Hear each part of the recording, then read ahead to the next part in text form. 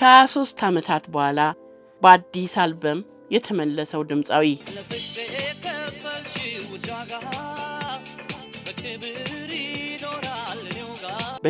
በ1980ዎቹና 90ዎቹ ውስጥ ከነበሩት የሙዚቃ ዓለም ዝነኞች ውስጥ ነበረበት።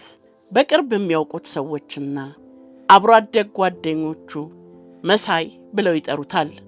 ዳዊትም መሳይም ቤተሰቦቹ ያወጡለት መጠሪያ ስሙ ነው። እሱም በአልበሞቹ ከቨር ላይና ስራዎቹን በሚያቀርብባቸው ኮንሰርቶች ላይ መሳይ የተሰኘ መጠሪያውን ከዋና ስሙ ጎን ያሰፍረዋል። በበርካታ የሙዚቃ አድናቂዎች ዘንድ ግን ዳዊት መለሰ በተሰኘ ስሙ ይታወቃል።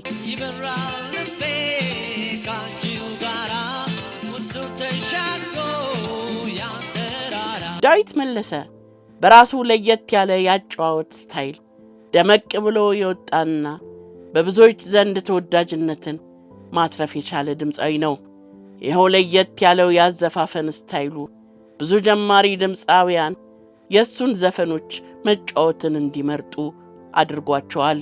እዚህችው አዲስ አበባ ከተማ ውስጥ ተወልዶ ያደገው ዳዊት ለቤተሰቦቹ 7ኛና የመጨረሻ ልጅ ነው።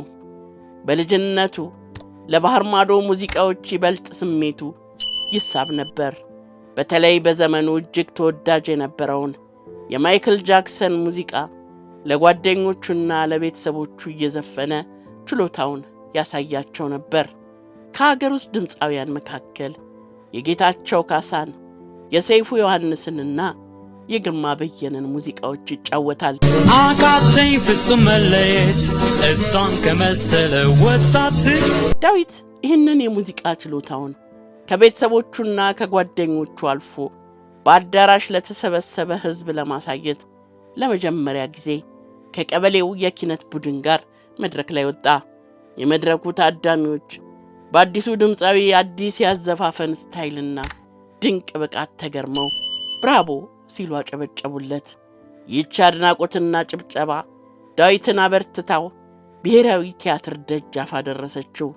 ወጣቱ ድምፃዊ በብሔራዊ ቲያትር መድረክ ላይ በአዲስ ያዘፋፈን ስልትና እጅግ በሚያምር ዳንስ ተውረገረገበት። ቁጥራቸው በርከት ያሉ ተመልካቾች ለዳዊት ችሎታ አድናቆታቸውን ገለጹለት።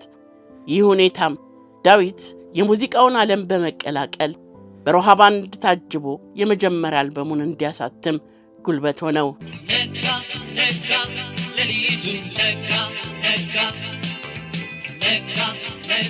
ጊዜው ሀገሪቱ በጭንቅ የተያዘችበት፣ እዚህም እዚያም የጦርነት ወሬ የሚሰማበት፣ የሀገር ሕልውና ጣፋንታው ያለየበት፣ ሀገር የምትታመስበት 1983 ዓመተ ምህረት ነበር።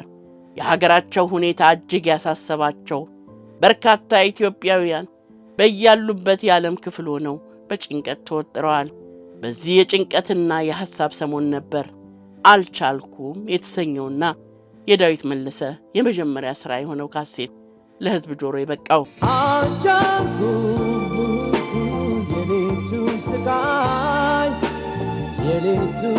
ይህ ካሴት በጊዜው ከነበረው ያዘፋፈን ስታይል ለየት ያለና ዳዊት የራሱን አዲስ ያዘፋፈን ስልት ይዞ መምጣቱን ያሳየ ሥራ ነበር።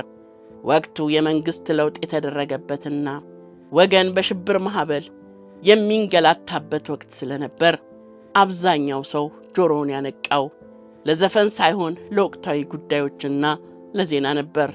በዚህ ምክንያት የአዲሱ ድምፃዊ አልቻልኩም ካሴት ብዙ አድማጭ ሳያገኝ ለውጥ መጣ። በዚህ ወቅት ሕዝቡ ከዘፈን ይልቅ ዜና ማድመጥን በመምረጡ የዳዊት ካሴት በየሙዚቃ ቤቶች ውስጥ መደርደሪያ ላይ ቀረ።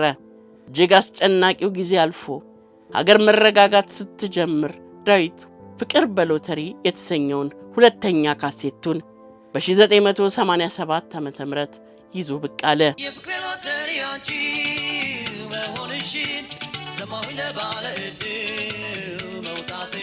አሁን ዳዊት ሰሚ ያገኘ። በየሙዚቃ ቤቶቹ ደጃፍ ላይ የማይታጣው የዳዊት አዲሱ ካሴት ሆነ። በየስፍራው በሚደገስ የሙዚቃ ድግስ ላይ ተጋባዡ ድምፃዊ እሱ ብቻ ሆነ። የዚህ ካሴት መወደድ የዳዊት የመጀመሪያ ካሴት ከተደረደረበት የሙዚቃ ቤቶች ሳጥን ውስጥ ወጥቶ በካሴት ማጫወቻዎች ውስጥ እየገባ እንዲደመጥ እድል ፈጠረለት። ያኔ ታዲያ የሀገሪቱ ብሔራዊ ሬዲዮ ጣቢያ የዚህን ወጣት ድምፃዊ ስራዎች ማጫወት ጀመረ። በተለይም አልቻልኩም የተሰኘው ስራው ከፍተኛ ተቀባይነትን አገኘ።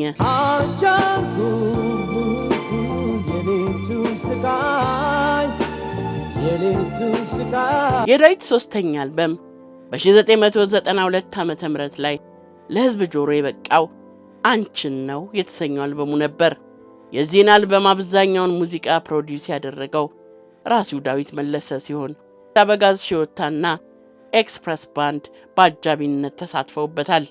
አልበሙ ትልቅ ተቀባይነትን ነበር ያገኘው። በተለይ አይሰማሽም የምትለው ዘፈን አዲስ አበባ ስቴዲየም ተዘጋጅቶ በነበረው የሙዚቃ ኮንሰርት ላይ ተገኝቶ በነበረው ህዝብ ልብ ውስጥ ታትማ የቀረች ምርጥ ስራ ነበረች።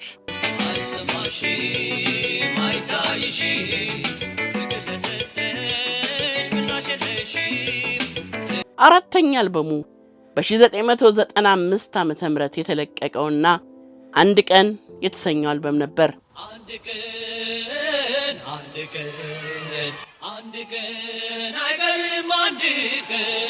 አልበሙ 13 ዘፈኖችን የያዘ ሲሆን የአልበሙን የሙዚቃና ግጥም ድርሰት ስራ ቴዎድሮስ ካሳሁን ወይም ቴዲ አፍሮ እንዲሁም ሞገስ ተካ፣ ታማኝ በየነና ዓለምፀሐይ ወዳጆ፣ በሙዚቃ ቅንብሩ ደግሞ አበጋዝ ክብረ ወርቅ ተሳትፈውበታል።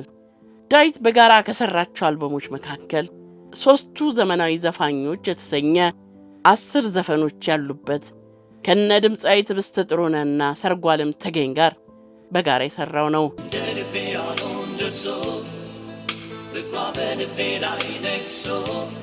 የኤችአይቪ ኤድስ ግንዛቤ ለመስጠት በሚል በጎ ሳቤ እኖራለን ገና አልበም ሲሰራ ከበርካታ ዕውቅ ድምፃውያን ጋርም ተሳትፏል። ይህንኑ ዜማ ጸደንያ ገብረ ማርቆስ፣ አቦነሽ አድነው፣ ነዋይ ደበበ፣ በዛወርቅ አስፋው፣ ቴዎድሮስ ታደሰና አስቴር አወቀ ጋር በመሆን በጋራ ዚሟል። ድምፃዊ ዳዊት መለሰ የተለያዩ ታዋቂ ድምፃውያንን አጅቦም ተጫውቷል። በ1994 ዓመተ ምህረት በወጣው የድምፃዊ እጅጋየሁ ሽባባው ጂጂ የተሰኘው የሙዚቃ አልበም ላይ በአጃቢነትም ተጫውቷል። በአዲስ አበባ ስቴዲየም፣ ኤግዚቢሽን ማዕከል፣ ሚሊኒየም አዳራሽ፣ ሸራተን አዲስ፣ ጊዮን ሆቴል በመሳሰሉ ቦታዎች ላይ የላይቭ የሙዚቃ ኮንሰርቶችንም ሰርቷል።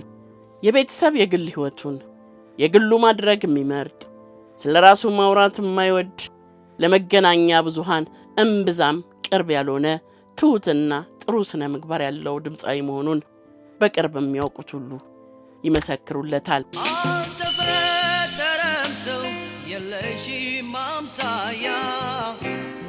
በ1995 ዓመተ ምህረት አራተኛ አልበሙ ከወጣ በኋላ ላለፉት 23 ዓመታት ከአዲስ ካሴት ስራ ርቆና በአድናቂዎቹ ዘንድ ተናፍቆ የቆየው ድምፃዊ ዳዊት መለሰ ሚስጥር የተሰኘውን 5ኛ አልበሙን ይዞ መጥቷል።